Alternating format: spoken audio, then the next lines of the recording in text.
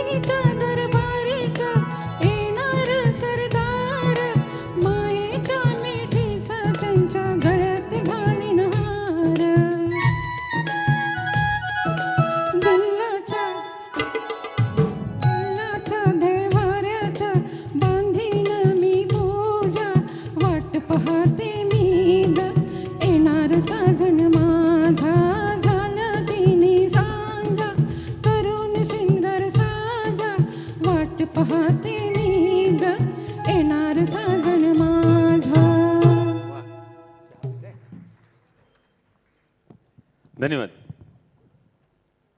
रमा वागचौरे यांनी गायलेली मराठी लावणी आणि त्या लावणीवर फक्त थोड्याच टाळ्या वाजल्या. मला जरा मराठमोळी लावणी आणि लावण्य, लोकगीत, लोकसंगीत